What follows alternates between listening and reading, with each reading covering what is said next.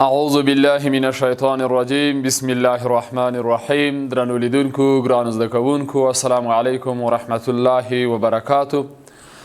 هیله ده چې جوړ روغ د روغتیا جامې مو په تن وي. نوم مې رفیع الله تخلص حبیبي کوم. ټولګی مو 11 مضمون مو کیمیا، موضوع مو الکترولایتیک فیلونه یا الکترولیز تعاملونه دي. ګرانو زده کوونکو، درنو لیدونکو، موږ تاسې تیرو درسونو کې ګلوانیک فیلونه لوستي وو، تجارتي بیټرۍ مو لوستې وې، ګلوانیک پیلونه مو داسې تعریف کړي وو. د هغه پیلونو څخه عبارت وو چې کیمیاوي انرژي په برېښنایي انرژي تبدیلوله. صرفي بیټرۍ وه، نیکل کودمیوم بیټرۍ وه، وچه بیټرۍ وه، سوځېدو پیل وو. د پیل پر ولتاژ باندې د غلظت اغېزې وې. په دې باندې موږ تاسې په تیرو درسونو کې بحث کړی وو.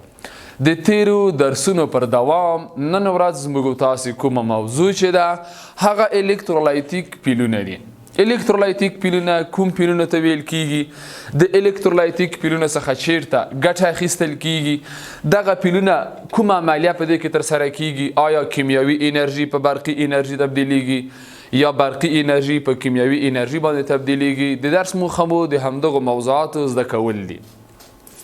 تاسو که چیرې دغلته مخکې د دې چې موږ تاسو په الکترولایتیک پیلونو باندې بحث وکړو، دلته موږ تاسو ته د سکرین په مخ باندې ګورئ یو شکل راوړی دی. په دې شکل کې ګورئ، موږ تاسو ګورو چې دلته یو لوښی دی.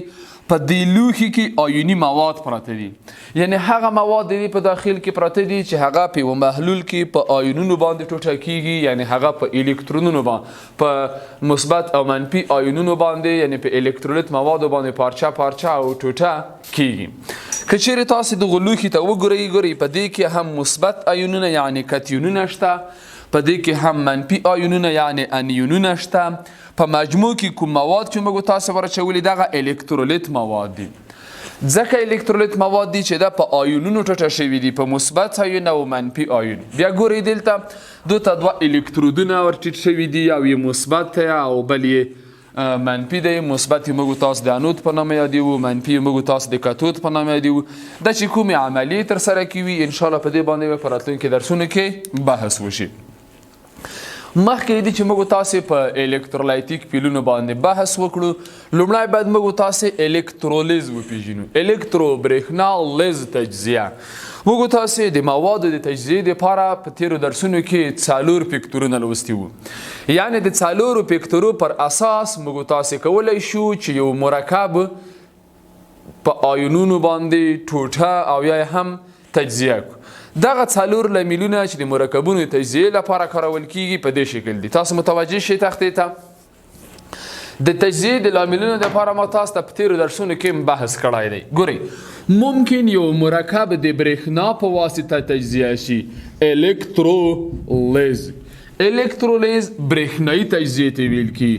برېښنا په واسطه، د برېښنا په واسطه د یو مرکب تجزیه کېدل، دوته الکترولیز ویو.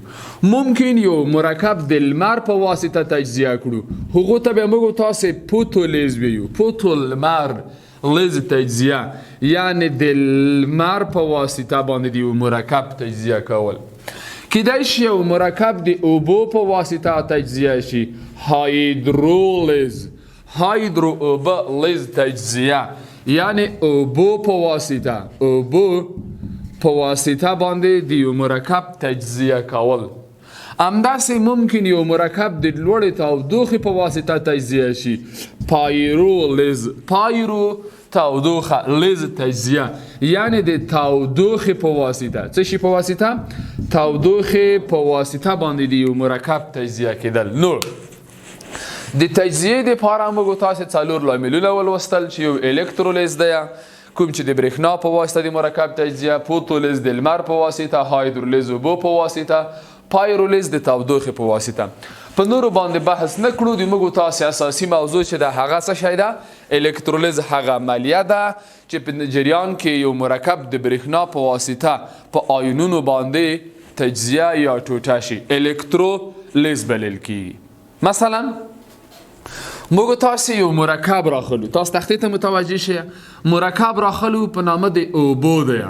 که چیرې دغه اوبو څخه برېښنا تیره کړو، الکترولیز ال ای سی ولیکو، دا ټوټه کیږي په اچ مثبت جمع اوی منفي اوی منفي. دغه عملیې ته چې په جریان کې موږ تاسو یو مرکب د برېښنا په واسطه تجزیه کوو دوی ته موږ تاسو الکترولیز وایو. دغه د الکترولیز عملیات چې دا په یوه لوښي کې بشپړ کیږي. هغه لوښی چې د الکترولیز عملیات کې بشپړیږي هغه لوښی د الکترولیز د لوښي په نامه یادیږي. په څه نامه سره یادیږي؟ الکترولیز لوښی. ګورئ موږ تاسو داسې نشو کولی ګرانو زده کوونکو درنو لیدونکو چیرې اوبه ووینو پیواله کې روانې وي یا اوبه چیرې وګورو کوم ډنډاوي کې ولاړې وي په کوم هاوس کې ولاړې وي زر هغه موږ تاسو د برېښنا په واسطه تجزیه کړو. نه بلکې دا د یوه خاص لوښي په واسطه باندې. ګورئ یو لوښی دی په هغه لوښي کې د الکترولیز عملیه بشپړیږي. مثلا دغه لوښی دی دغه لوښي کې موږ تاسو دلته اوبه اچوو. اوس کولی شو موږ تاسو دا الکترولیز کړو. دغه لوښي ته موږ تاسو دوه الکترودونه ورټیټوو. دا یو مثبت یا دا یو بل منفي یا مثبت. مثلا که چیرې دغه الکترود مثبت و دا به انود وي که دغه منفي وي دا به کاتود وي. دغه دواړه الکترودونه د یوې برېښنایي سرچینې څخه وصلې وو. مثلا دلته باید یوه بیټرۍ موږ تاسو ولرو. دغه یو باید مثبت وي چې تر څو دغه مثبت لاین ورسره وصل کړو انود. دغه بل به منفي وي دته به موږ تاسو کاتود وي دا به د هغو سره وصل کړو. دا منفي شو او دا بل مثبت. د هغې وروسته کله چې برق برېښنا دغه د الکترودونو په واسطه باندې اوبو ته راغله وروسته اوبه تجزیه کیږي. اوبه ټوټه کیوي په اچ مثبت اکسیجن منفي چې انشاءالله په دې باندې په راتلونکو درسو کې بحث کیږي. فقط په دغه الکترولیز عملیه الکترولیز لوښي کې دغه دوی موضوعګان زده کوو. الکترولیز هغه عملیه ده چې مرکب د برېښنا په واسطه ټوټه شي او الکترولیز لوښی کوم چې د الکترولیز عملیه کې بشپړیږي. الکترولایتیک پیل ته رسو چې موږ تاسو اساسي موضوع چې د همدغه الکترولایتیک پیلونه دي. د هغه پیل څخه عبارت دی چې په جریان کې برېښنایي انرژي په کیمیاوي انرژي تبدیلیږي. ګورئ تیرو درسو کې موږ تاسو ګلوانیک پیل داسې لوستی و. موږ د هغه پیلونه دي کوم چې کیمیاوي انرژي په برقي انرژي تبدیلوي. خو الکترولایتیک پیلونه د هغې معکوس دي. الکترولایتیک پیلونه چې کوم دي برېښنایي انرژي په کیمیاوي انرژي باندې تبدیلوي. لکه د الکترولیز په لوښي کې. ګورئ د الکترولیز په لوښي کې ما تاسو ته یو مثال وړاندې کړلو. کیمیاوي برقي انرژي مو ورکړله برېښنایي انرژي مو ورټیټه کړله. دغه مو په کیمیاوي انرژي باندې تبدیل کړل په اچ مثبت او منفي. نو الکترولایتیک پیلونه هغه پیلونه دي چې برېښنایي انرژي په کیمیاوي انرژي باندې تبدیلوي. خو دغه د الکترولیز لوښی چې دی د الکترولیز کوم عملیات چې د الکترولیز په لوښي کې صورت نیسي د دې اصول دا شی دی چې یو مرکب په جامد ډول باندې هغه برېښنا نشي تیرولی. یو مرکب په جامد ډول باندې په آیونونو باندې نشي ټوټه کېدلی. پس یو مرکب باید لومړی محلول حالت ته واوړي یعنی د جامد حالت څخه هغه مایع حالت ته واوړي. کله چې مرکب مایع حالت ته واوښتلو وروسته موږ تاسو کولی شو د هغې محلول څخه د برېښنا بهیر تیر کړو. که چیرې موږ تاسو یو مرکب راواخلو په جامد ډول باندې ته برېښنا ورکړو آیا دا په آیونونو باندې ټوټه کیږي؟ نه هیڅکله نه ټوټه کیږي ځکه د هغوی ترمنځ قوي اړیکې شتون لري. ترمنځ د جذب قوه قوي ده فاصله کمه ده ذرات یې ساکن دي شکل ثابت دی حجم ثابت دی. برېښنا کوم خاص تاثیر ور باندې نه لري. نو کولی شو لومړی موږ تاسو همدغه جامد مواد محلول حالت ته واړوو. د هغې د محلول څخه د برېښنا بهیر په تیرولو سره بیا یو کیمیاوي بدلون رامنځته کیږي یعنی برېښنایي انرژي وروسته په کیمیاوي انرژي باندې تبدیلیږي چې په پایله کې یو مرکب د برېښنا په واسطه په آیونونو باندې ټوټه کیږي. د دغه عملیې د بشپړېدلو لپاره الکترولایتیک پیل ته ضرورت دی. یعنی که چیرې موږ تاسې غواړو کیمیاوي برقي انرژي په کیمیاوي انرژي باندې تبدیله کړو هسې مرکبات به راواخلو چې هغه په اوبلن محلول کې په آیونونو باندې ټوټه کیږي. هغه مرکبات به جامد نه وي هغه به محلول ته واړوو د محلول حالت څخه به برېښنا تیره کړو وروسته موږ تاسې کولی شو چې دغه مرکبونو څخه برېښنایي انرژي په کیمیاوي انرژي باندې تبدیله کړو. د دې عملیې د سرته رسولو لپاره باید د بیرونیو برېښنایي سرچینو څخه ګټه واخیستل شي. یو مرکب مو راوړلو غواړو په آیونونو باندې ټوټه کړو په یوه لوښي کې مو واچوو محلول مو هم جوړ کړو. بیا یې څه رقم کړو باید د بیرونیو خارجي سرچینو څخه د برېښنایي سرچینې په حیث باندې د برېښنایي تولید لپاره باید د بیروني سرچینې څخه یا د یوې بېټرۍ څخه یا د ځینې نورو داسې مواد څخه چې هغه برېښنا تولیدوي د هغې څخه باید ګټه واخیستل شي تر څو چې کیمیاوي تعامل صورت ونیسي. که چیرې موږ تاسې بیروني سرچینې ونه لرو، الکترودونه ونه لرو، هر څومره محلول چې موږ تاسې جوړ کړو د هغې تجزیه کېدل پرته د بیروني سرچینې څخه ممکنه نه ده. د ویلې شوي سودیم کلوراید الکترولیز د الکترولیتیک پیلونو د الکترولیز د عملیې اړوند موږ تاسې کوم موضوع چې ویو د ویلې شوي سودیم کلوراید الکترولیز دی. ګورئ جامده مالګه برېښنا نه تیروي. که غواړو موږ تاسې مالګه الکترولیز کړو هغه په جامد ډول باندې الکترولیز کیږي نه، هغه په جامد ډول باندې په آیونونو نه ټوټه کیږي. چې موږ تاسو د جامد مالګه راواخلو د پاکټ څخه د راوباسو په لوښي کې د واچو مثبت او منفي کلیفتونه الکترودونه د ورټیټ کو دا د په آیونونو باندې ټوټه شي، هیڅ امکان نه لري. پس جامد مالګه باید لومړی مایع حالت ته تبدیل شي تر څو د هغوی الکترولیز صورت ونیسي. که چیرې موږ تاسو غواړو چې مالګه الکترولیز کو لومړی به هغه مایع کیو، د هغې به محلول جوړوو، وروسته به هغې ته الکترودونه ورټیټوو، بیا هغه په آیونونو باندې ټوټه کیږي او د هغوی د الکترولیز عملیه صورت نیسي.